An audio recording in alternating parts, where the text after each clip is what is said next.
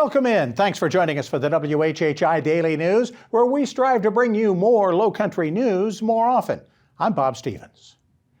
Better late than never. Beaufort County now racing, sort of, to get the Daufuskie Island Ferry departure point moved back to the Palmetto Bay Marina from Buckingham Landing by the end of the year.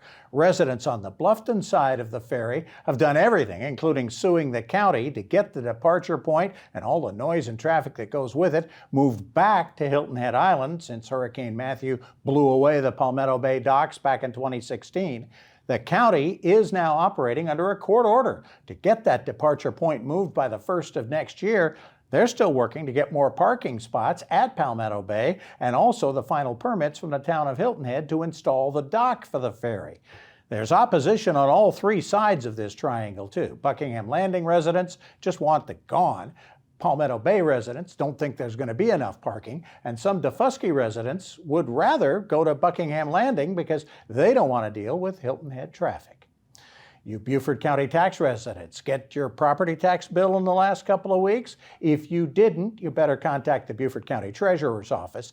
If you did and you don't like what you're being ordered to pay, you can appeal through the County Assessor's Office. Assessor Ebony Sanders is hosting community events the next 2 weeks where she and her staff will answer your questions. The first one, Tuesday at the Lebeco Library between 10 a.m. and 3 p.m., then Wednesday at the St. Helena Branch Library, Wednesday the 6th, same times. Next week, they will be at the Bluffton Library on Wednesday the 13th, and then Thursday the 14th at the Hilton Head Library, again, both places between 10 a.m. and 3 p.m.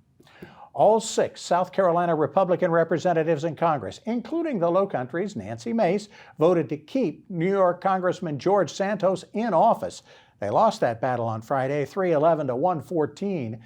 Most of them used the reasoning that, well, Santos had not been convicted of any legal charges, though he has been indicted on 23 federal charges, and the House Ethics Committee returned a scathing report on his use of campaign funds on personal items, identity theft, and lying to the Federal Election Commission.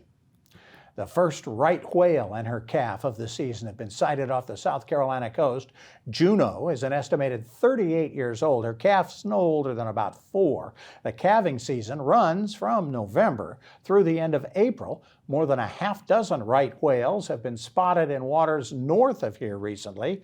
Only about 70 female right whales still exist off our coasts. Every one of them, and their calves, of course, in danger from fishing boats and larger ships entering and leaving the ports of Charleston and Savannah.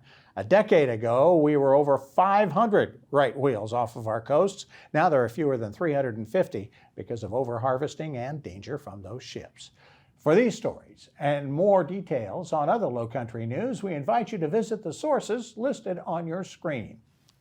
We're going to talk sports, local sports, coming up in just a few minutes.